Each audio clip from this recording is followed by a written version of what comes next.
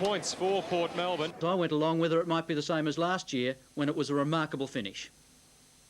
August 1990, and the prestigious JJ Liston trophy for the VFA's best and fairest player has its tightest finish in 46 years, with 4 players sharing the spoils. It was the stuff medal and trophy makers' dreams must be made of, a thrilling 4-way tie for an award every player would love to be wearing. In 1991, the ballroom at Melbourne's Southern Cross was packed, with many expecting another close finish in the count. But with 5 best of fields in the opening 10 rounds, Werribee's Brunswick Broadmeadows recruit rover Anthony Eames was the bolter, with a 5-vote lead over a player who was drafted to the AFL club Melbourne mid-season. But Eames himself owns up to a disappearing act mid-year. He polled no votes at all through rounds 11 to 15, so with 5 games to play, 4 opponents had edged to within 4 votes. Simon Dalrymple of Box Hill made an impressive mid-season charge. Keeping the ball in play, outside the right foot. Snap by Dalrymple, puts it through. Marvellous goal. Preston's Joe Lumachese was picking up plenty of 2s to stay in contention. That's it, I think. 2 from Lumachese. Sandringham's Joe Regolo had 3 3s and 2 1s to also be on 11. He'll be pleased. Here he goes, big Joe Regolo. Goes for his brother with a And Robert Bolson hoped he wasn't allowing Brian Taylor, Wally Matera and Michael DiMartina to take too many votes from him at Paran. Bolson, beautiful pick up in the wet. What's the kick like? It was obvious Eames would have to poll some votes over the last 5 rounds to keep the challengers at bay. Werribee versus Oakley. Werribee. 2 votes in round 16 helped his cause, but a best on ground performance in the same round against Box Hill and a further 2 votes in round 17 brought Bolson within 1 vote. 2 2s helped Joe Lumachese into 3rd place, while Regolo and Dalrymple couldn't improve their standing after polling 3s in round 16 and 17 respectively. It was down to Eames and Bolson, and the whole ballroom on tenterhooks as Association Executive Director Athol Hodgetts read out the votes.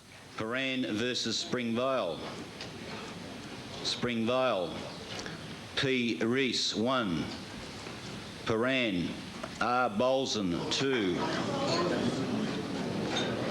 Springvale. P. Scar, 3.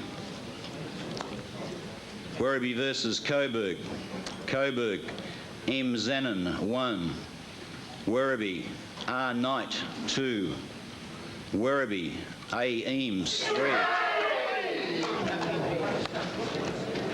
Round 19. Paran versus Preston. Paran. J. Weeding, 1. Preston. J. Lumachese, 2. Paran. R. Bolson, 3.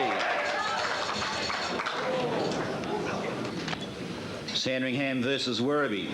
Werribee. R. Knight, 1. Werribee. A. Eames, 2. Sandringham. S. Bonney, 3. There's 1 vote separating first and second, with 1 round of voting to be counted to decide the 1991 winner of the JJ Liston Trophy. It's between Robert Bolson from Paran on 21, Anthony Eames from Werribee on 22. Round 20. Port Melbourne versus Werribee. Port Melbourne.